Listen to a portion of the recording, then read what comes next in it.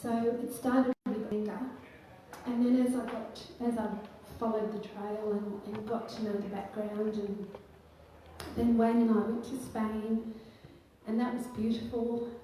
And I wanted to write about that. I wanted to celebrate love as an older woman. I wanted to celebrate giving up your life, giving up your job, giving up your home, giving up your car, giving up your furniture. I wanted to celebrate that and show how beautiful it is to take that chance and go. And then after Wayne died, for me it was very important to write that on the page because I couldn't get it. I couldn't capture it. Every time I thought about that morning when he died, it was, I've said this before, it was like the Northern Lights, and the experience that morning was just like that in my head. And I thought, I've got to remember, I've got to have it there so I can identify it and I can understand it. So that was a different reason to write. And then when I found out what I found out when I came home, I thought, well, my whole book from the very beginning was about truth. So if I could write about that, and then I could write about Wayne dying, I have to write about what I found out afterwards. And I was frightened most of all to write that because I felt like I was appropriating my husband's story. And I felt like I was taking his history and putting it on the page. And I know if he was still alive, he would hate the fact that I'd done that. But it was also part of my story. It was also part of me getting myself together. So I made that decision, and it might have been the wrong decision and it might have been the right decision, I don't know. But I made that decision and I wrote the story, and now here it is. And it's amazing, it's so intense too. This in the book that you read when Wayne passes and the chaos that happens in another country where language is a terrible problem, communication is a problem, and then dealing with emergency services as well just compounds. And when you read it, you completely feel the chaos of that world is so well captured in here. Just taking a step back, you finding out about your parents is you searching in the past, and there's this beautiful contrast where Wayne was all about we live in the moment, and as you say, go and have us these 2 weeks before you die. Have life before death, which is beautiful. But there's this great contrast because Wayne is about the we live in the moment. Your mum's all about the past. You structure the book where Wayne comes in and out, the moments with Wayne, and it creates almost like a thriller because we know something's happened and it propels the book. What was your reason for doing that in the structure of the book? So it's really interesting, you know, when you write something and then you discover afterwards, even without you trying, there's a circular motion to what's occurred, and there's patterns and reflections that happen without you even realising it. So I look back to my birth parents, and there are definite circles of reflection with my experience with Wayne. And I don't know if that's subconsciously, like if it happened subconsciously, or whether I did on purpose in life. I mean, when I wrote it down, I realised after I'd finished, gosh, look at that, look at those circles going backwards and all those things that are turning around. And so that juxtaposition between him wanting to live in the present and the past being so important for me was actually a real life thing that actually happened. And it was only once I finished the book that I realised that that existed. So I think there was an earlier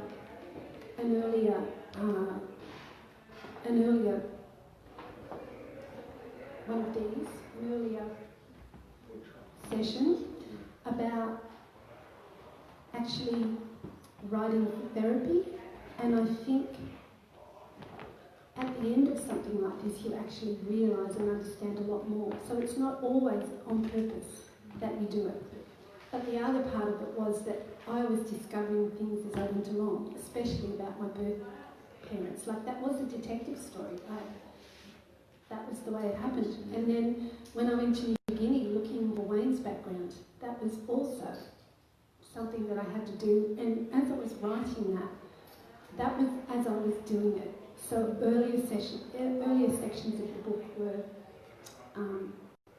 kind of after that happened. But New Guinea was as it was happening, and I wrote it in the present tense because I didn't know what the outcome was going to be. And I wanted people to feel that along with me as I travelled to experience that. And it does do that. It certainly, there's a sense of the past, and that's really in the beginning. We are in a moment which really adds to the chaos as well. Throughout the book, there's the intensity, but you put in these beautiful moments of pathos as well, and some very Australian pathos. Do you mind if I read? There's a bit I would like to read. We did a session before, and he said to me, not here, a couple of weeks ago, and he said to me, God, there's so much humour in the book. And I said, what?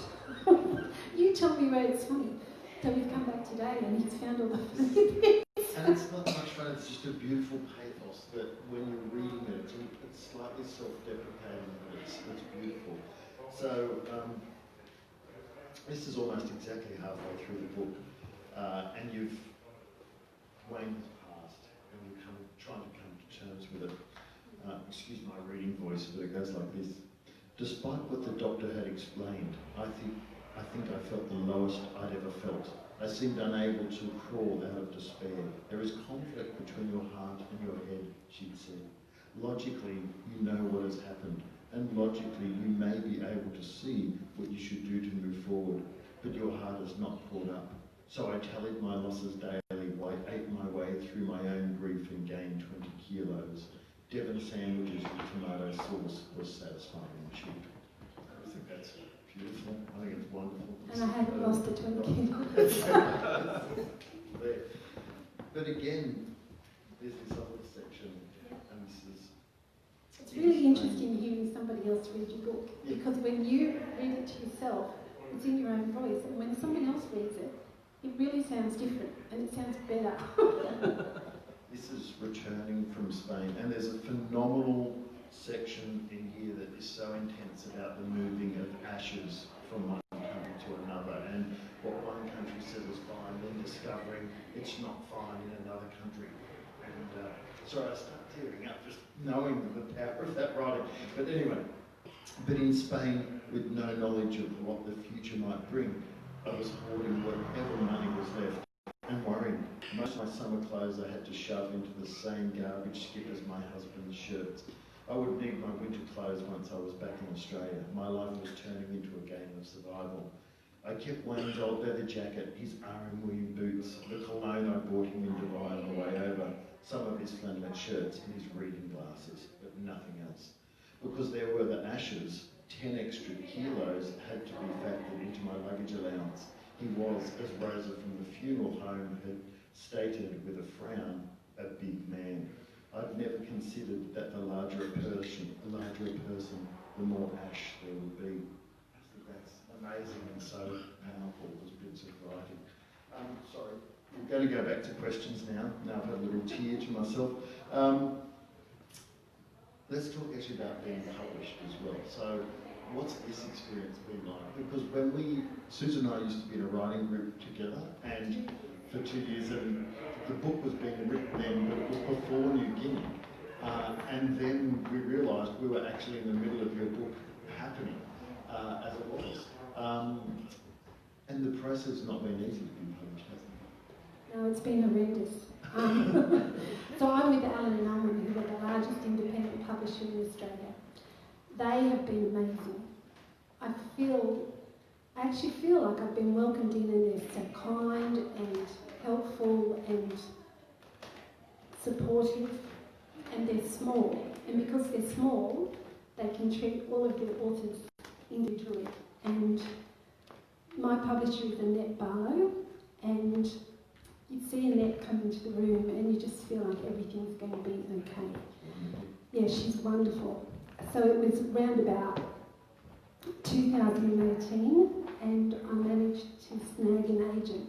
And the way I did that was I sent out letters of expression to all the agents that I could find on the internet with a summary of the story, which is what you're supposed to do.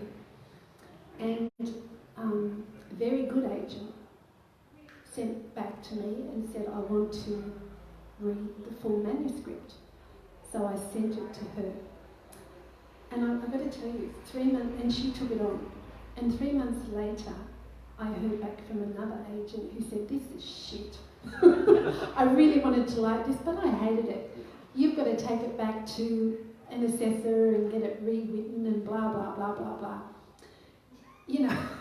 No one knows anything really, do they? No. Everyone has a different thought. Everyone has a different opinion. And so meanwhile, the really good agent is sending my book out to all these really great publishers.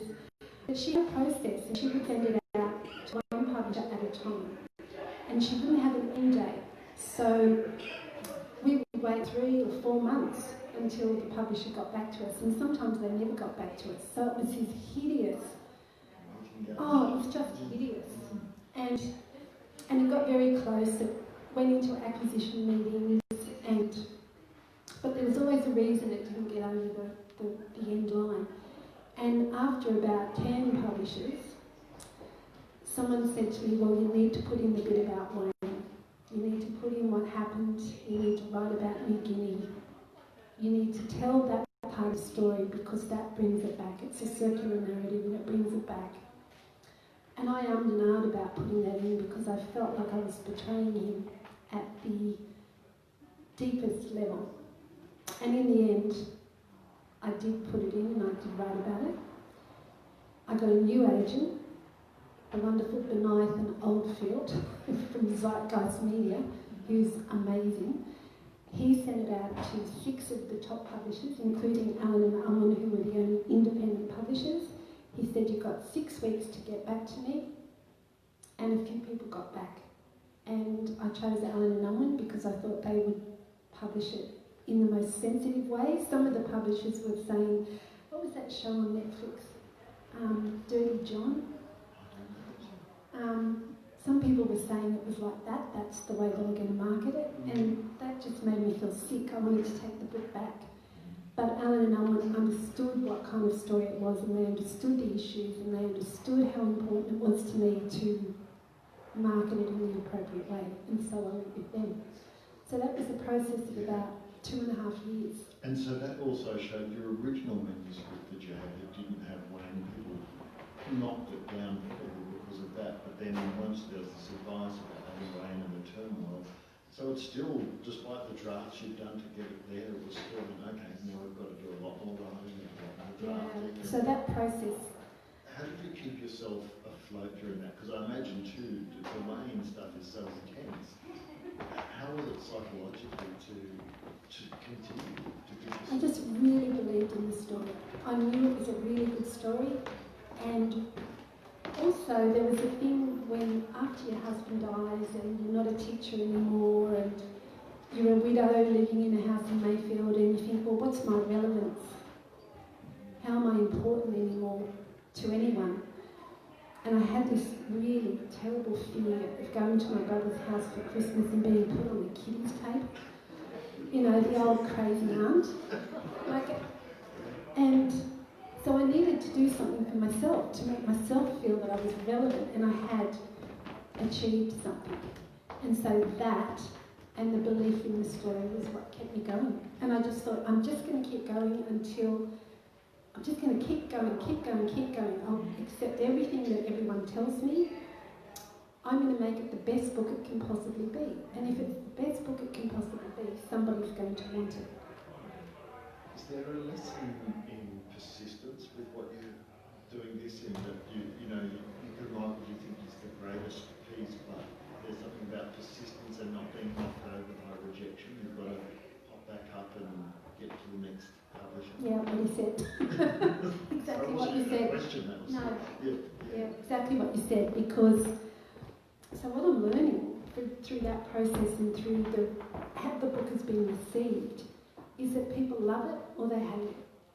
And there's people in between. And you've just got to strike that right agent, that right publisher, or that right situation You've just got to keep going until that happens. You've done the writing side, now you're learning the business side. Yeah, which I'm terrible at. Tell us about this. Since the launch, you've been on a whirlwind thing from place to place to place. Camera angles are very important. I was on the Today Show on the weekend. Oh my God.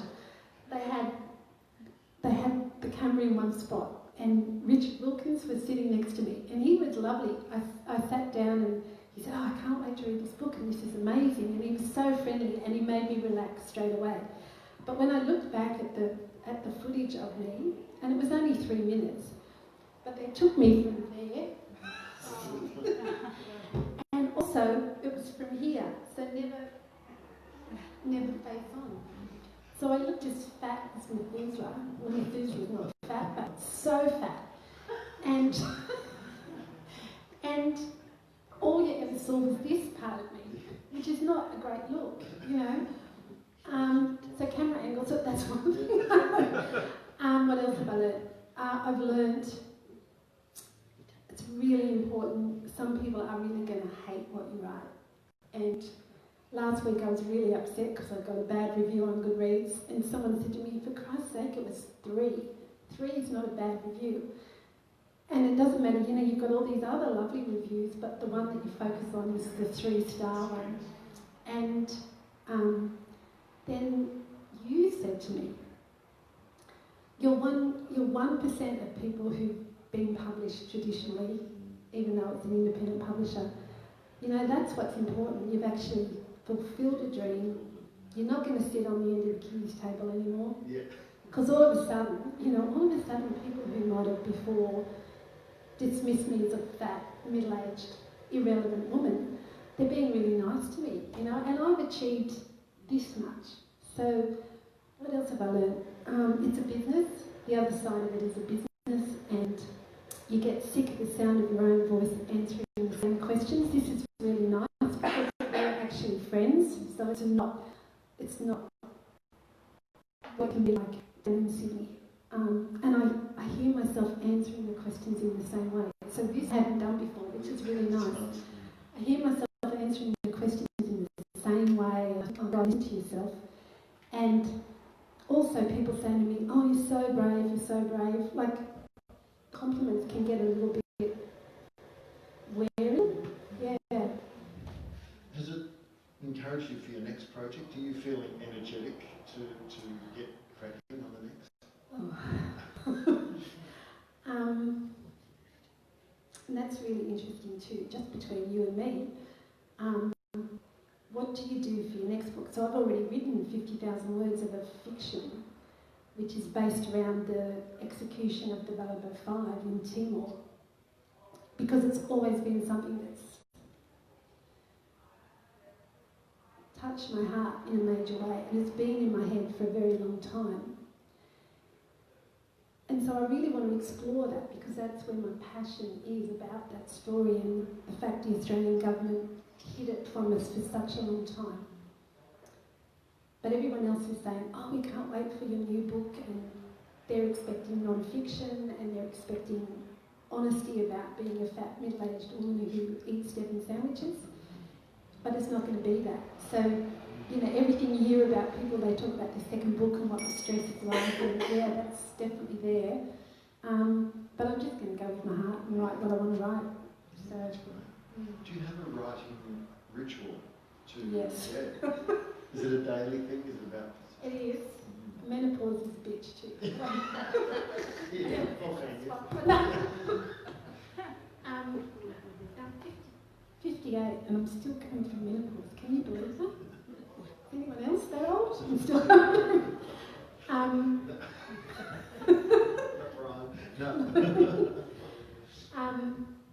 yeah, so when I'm not doing what I've been doing for the last 4 weeks, I get up and I make myself a coffee, and I'm in my pyjamas and I just go straight to my desk and I drink coffee and I write, and I'm still in that kind of half waking, half sleep space. And I usually write till about 12 o'clock and pray that nobody comes to the front door because I haven't even cleaned my teeth. or put my denture in. You know, hello. So that is, That's great. yeah. And when I'm editing, because I do a little bit of editing for people, business people, it's a very different process. I get up and I have a shower. So I've got that sharpness to be able to correct work. Yeah. That's great. Yeah. Fantastic. Are there any questions? Sorry, we could still talk about it, but yeah, sorry, you're up. Have you read the Suzanne Chick memoir about Sacha finding out that she was the daughter of Charlie Clinton? I have. Did you find some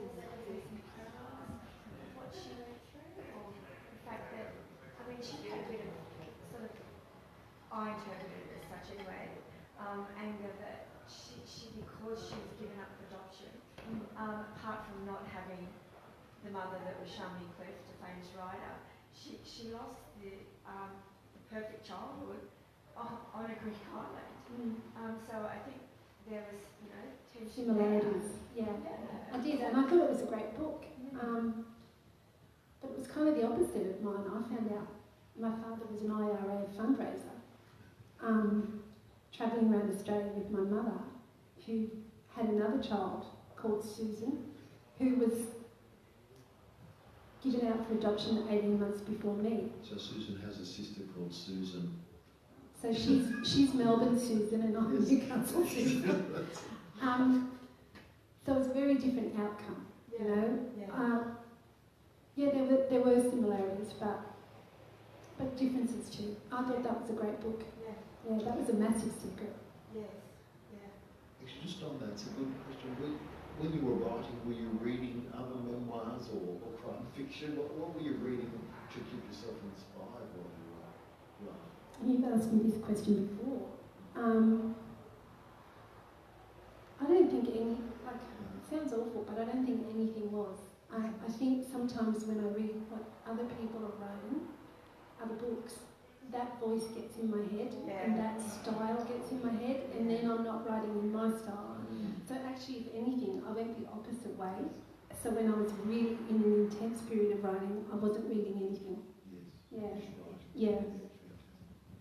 So was there another question?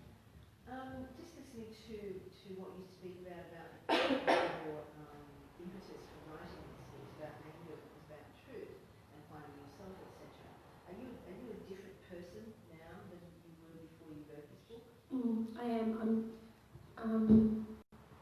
So I've forgiven my birth mother and my birth father, and I understand why they needed to keep those secrets. They needed to keep those secrets to keep themselves safe and to keep people around them loving them, which is a massive thing to understand. And the reason I now understand it is because that's why Wayne kept his secrets from me. So by understanding that he kept his secret from me because he was afraid I would not love him, I saw a strong, tall, masculine man who was so much more vulnerable than I ever understood. And that vulnerability that I recognised in him, I now recognise in my birth mother and my birth father. And so I was able to see them as human beings. And so yeah, I think I am different. I'm certainly not as angry as I ever was, and perhaps a little bit more compassionate, I hope. I mean, I find that an interesting answer, because a lot of the answers that come, to that sort of question, particularly take into account the difficulties of the publication and the decisions that you had to make about whether or not you reveal your husband's secret, whatever it was, which would be an internal struggling sort of thing. Yeah. It's that recognition that what you've gained at the end would be this sense of empowerment and sort of power, that sort of thing, or whatever. So it's interesting that what it's actually given you is a softening rather than a hardening sort of thing. I think that's a great observation. It is a softening, and it's also a humbleness. We were talking about this before. Going through the publication process, and you hear everyone say, it takes more than one person to make a book published. And I've read that 1,000 times in acknowledgements at the end of people's books. But my God, you've got booksellers, you've got people putting your books into bookshops and recommending it, you've got a publicist, you've got all these people, it's not just me, it's really is a whole team of people who made it happen. And that makes me feel really, really humble. And I'm not a very humble person, I don't think, but that process has really made me feel really grateful. Like, and people say to me, gosh, it was so hard and this was so difficult. But honestly, I'm so lucky. You know, the dream that I had has come true. Certainly at a terrible cost, but something was salvaged. Mm. Great question. Yeah, great question. If you could go back to yourself now, when you first started writing, so with the experience you've now got, and you could go back to yourself as you were starting this, what would you tell yourself to not worry about or to do? Not worry about what other people think. I'm so afraid of what people would think about me telling Wayne's story. I'm still afraid that my birth mother's going to pick the story up and do terrible things to me. Unnamed things. But if you don't overcome that fear and take the chance, then you won't get your book finished. You've written the story you were afraid to write. Yeah, it keeps coming back to that, doesn't it? Yeah. Yeah, and I don't know who said that. Somebody famous said. Susan Francis.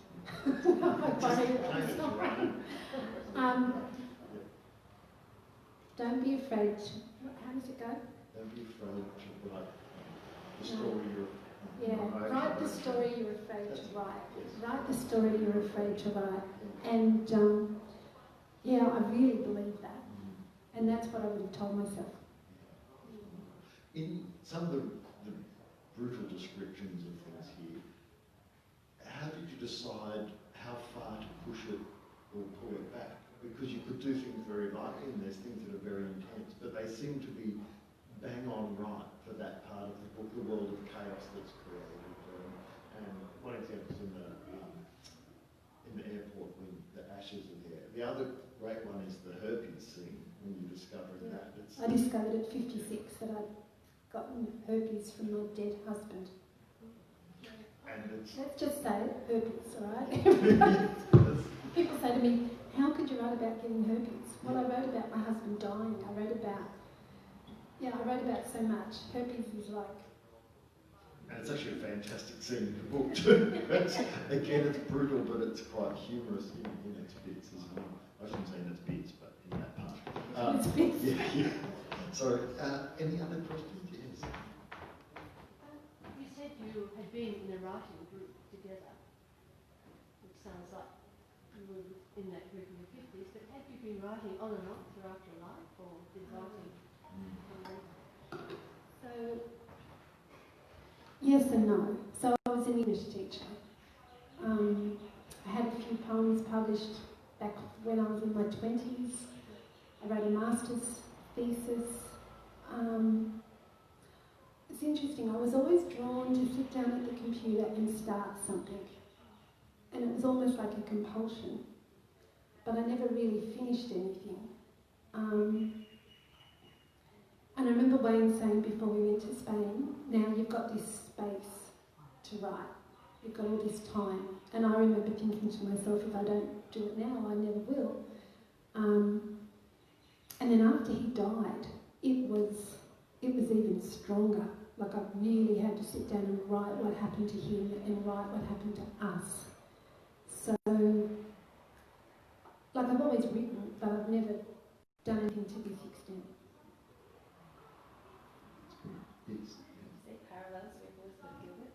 I haven't read your book, but you say like where to from here, and she talks about, you know, like this big with some of the, what people will expect of her then, like that wonder idea. Yeah. And it's terrifying. Yeah, but it's exciting too. Yeah, and I think too, in a way, it gives you freedom. So if you write something that is received well, then maybe the second time around you can afford to fail commercially, or however you want to say that. I think it's just important to stick with what you love. I also read the other day, if you're not crying as you're writing, or you're not laughing as you're writing, or you're not feeling it as you're writing, then the people who read it won't feel it. So it's really important to stick with what you love. And I think, who's going to buy a fiction book about what happened in Timor in 1975? Nobody. But I don't care, that's what I want to write. And I don't care, that's what I wanted to write. And people say to me, all these people are talking to me all the time saying, how could you write this, how could you write that? One thing that has changed me, so yes, there's been a softening, but there's also been a firming up of who I am. And there is that aspect of, well, I don't care anymore because I've put it all there. Yeah. So I don't care as much anymore what people think about me. Can I just ask you one question? You know, listening to you speak about your book, and I have read it, I think I read your Richard Carter last year. Yeah. And speaking about this circular nature and how you embarked upon this mental health, training, investigation, and all that sort of stuff, and self-life identity. Did you, I mean, as an English teacher, probably did, have you come across Joseph Campbell's Hero's Journey? Yeah. Did you consciously work with that? Or maybe subconsciously. And that's the way I teach kids to write stories too. I think Joseph Campbell's, like he said it, you have all that in your story and you can't go wrong. But it's really interesting again because it was a real story. Like I didn't make it up, but it's still there. Yeah. Isn't it interesting? Apparently all the Joseph Campbell things are available on Spotify as audio books for free now too. There's Okay. hundreds of hours of them. Yeah, okay. All of his work. Does anybody know who Joseph Campbell is? No, we didn't finish your question, did we? No, that was more a comment. But the other thing was, when you examine out and changing things, do you feel less connected or less authentic because you're having to kind of adjust to suit the... The other thing around that is, when do you know not to change it, and when do you know if the criticism is wrong or you should ignore that criticism? I was making changes right up until the very end. So the editor, that process of the book going backwards and forwards. And it was the bits when I would read it and I would go, like that. You think, oh, that's shit. That's terrible. And when I relied on that instinct. And when I felt it was cringeworthy or it was too self-conscious or there was something wrong with it, and maybe that comes back to being an English teacher too. You can look at it objectively and go, that's not working. So no, I honestly don't feel it's any less of me. I actually think it's better. It's a better version of what I started. I love listening to your life lessons that you speak about and reflecting on your lengthy and book. Say that again, I need another book. No, yeah. What did you say? Oh, your life Reflecting on lessons. your life lessons and all the things that you've learned along the way, or your authenticity, or telling someone else's story, or stronger in yourself, all of those things that you've been talking about in your journey through the book, like yourself, journey as an evolutionary process as a person. That process. As a non-Christian. Yeah. Once I finish Timor, I've got to go to Timor in July. So I just hope the coronavirus has disappeared. Any other questions? Yes, yeah. Mine isn't a question, but a comment. I listened to your conversation on Richard Feidler, and I came today because of that. And I hadn't read the book, and I just think the story is so much bigger and richer than I heard on the screen. And you talk about being concerned about being middle-aged and irrelevant, but I'm older than you, and I didn't have one single symptom of menopause. Thank God. Thank God. But I'm here to tell you, we're the most influential generation on the planet, and you've got this massive, reflective time of wisdom ahead of you to communicate the message, and that's incredibly powerful.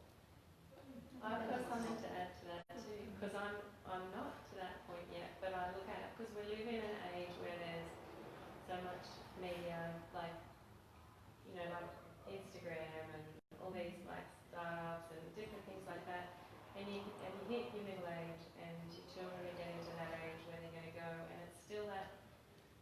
relevance and period of like, well, how am I going to age and am I relevant and what's important? And I think really grabbing some role models in this sort of age group and who are still grabbing life and still going for it is really awesome.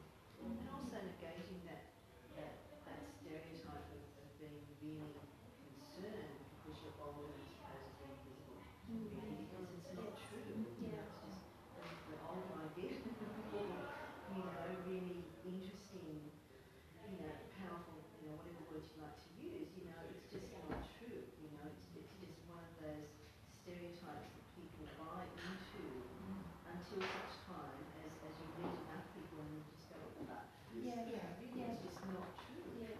She pushed back against it. Yeah. Yeah.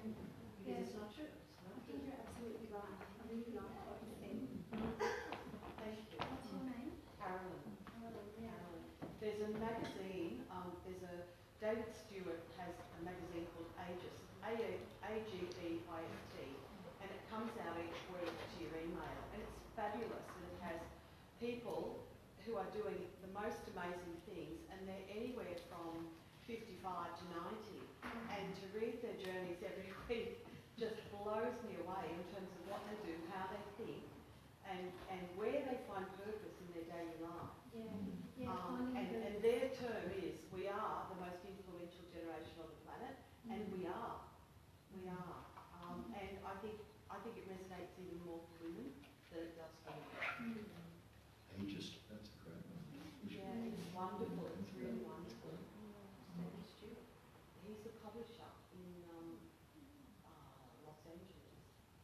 He was a photographer, and he started this for the same reason, of feeling irrelevant. Yeah. And I've been able to, you know, I found rocket books. I found them talking about rocket books, and I thought, I don't know if anyone else knows what rocket books are. They're fantastic. So they're a book, and you write, and you scan it through to Google or Dropbox or whatever, and you're done, and you simply wipe it off and you start again. And I sort of had the prize amongst my adult children because I gave them these books for Christmas, and they're going, how do you know about this stuff? And I went, I'm just current. Yeah. I'm just current. And I jokingly say I'm the ministry for no. Argue now, argue later. There's the answer. Yeah. Don't mess with me. Yeah, fantastic. Thank you. Yeah, thank you. That's awesome. And any other questions or chats? Thank you. Yeah, why don't we give a lovely thank you to Susan? You were signing these in the bookshop? Yeah. Yes. So head on down to the bookshop. Oh, I bought mine already, but you can I'll Yes. sign it. Which Yeah. bookshop? Because McDonald's wasn't Oh, open. it's just next door. Oh. Yeah, The it's a festival festival bookshop. bookshop, a Oh, little yeah. pop-up bookshop. Yeah, Yeah. so, yeah. Leaves I've a also copy been- bar. When we get the Newcastle Arts Festival. Which is Newcastle Arts Festival. And it's about a bit in time. And Victoria. And all good stocks. Yes. Even at Target. I was going to say, I googled it, it's Yeah. fantastic. And Big W. So let's also give a round of applause for Jamie because he's amazing. Sorry, we've almost finished and we're starting again, that's terrible. The writers group, how important was that for you in not just finishing this, but shifting your writing skills? So I remember we would sit, so we started with Wendy, and then we shifted to my house around the kitchen table, and I remember there were times when you would cry, and like there's nothing like that, to feel that your work has touched somebody to that degree. And that's part of what keeps you going too, when you see that someone's affected by what you're writing. Skills, like just made my writing better. You know, people would say, so I'm terrible for using too many adjectives, and I still do too many adjectives. And the publisher, they sent back one of the edits, one adjective, not three. So I went through the whole book, and God almighty, three adjectives. I don't know why I felt that three adjectives, whereas one will suffice, but that was one thing. Isn't that fun when somebody points out something you do and you see it through all your writing? Yeah. It's like, I use the word just far too much. It's just in everything I write. Yeah. So I actually think that writing groups are, I don't say essential, but so supportive and they teach you so much. Yeah. Did it also help in output, not just quality, but you know the way we worked our writers group was you had to submit quite regularly, so you were forced to write, otherwise you would have nothing to be critiqued. Does that help too in just getting stuff out? So I didn't have a problem getting stuff out. So I was kind of in a strange space after Wayne died and I came back to Australia and I came back to Newcastle, which I've been away from for a very long time. And I was reading so heavily that I didn't feel like I could walk into a classroom anymore and teach, because I've been a good teacher and you have to be on to be a good teacher, and I just wasn't on. And so starting to write, not only did it put my grief into a space where I could access it and make sense of it, but it also gave me a reason to get up in the morning. And gave me a sense of purpose. So I never had a problem writing and had an output. I've never had that problem, thank God. Were you an editor, a self-editor as you wrote, or would you write masses and then go back and... When people say, how many drafts have you done? Well, I've done 3. No, I've probably done 1,000. I edit as I go all the time. And the danger is that the first 50 pages are beautiful and then the last 150 pages are terrible. Because you just can't get past the first 50 because I just keep reworking it and reworking it and reworking it.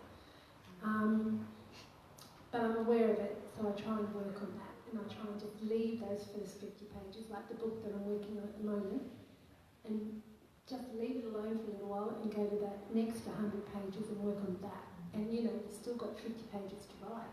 So, yeah, you know, I can't, people say I've done 3 drafts, like I just don't work that specifically. Yeah. There's the term kill your darlings where you need to remove stuff. Oh, Tell us yeah. about that. Did you have to remove bits? Yeah, So we're all not those- finishing at all. So, All those adjectives I had to get rid of. Yeah, and there were metaphors that I thought were beautiful and they said that's crap. But it definitely makes your writing tighter and it makes it better. I really believe in killing your darlings. Absolutely. It's recognising which darlings to kill, which is the skill. the skill. Yeah, unless your publisher says, you know, get rid of that. Get rid of them. Yeah. Or at least those 2 adjectives. Yeah. Yeah. Fantastic. Any other? We're pretty much done, I think. Is there any other?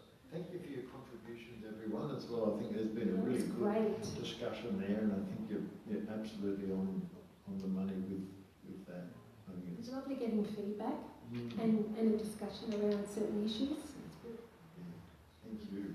For those who are staying on, we've got wonderful Debbie Lee here for the next session as well for Ingram Spark, from Ingram Spark Self-Publishing. But yeah, thank you so much for your time and enjoy the rest of the festival. And Susan will be in the bookshop next door, is that right? Yeah. Can we get off the back of the stage? Yes, it's a little effort. Thank you. Thank you.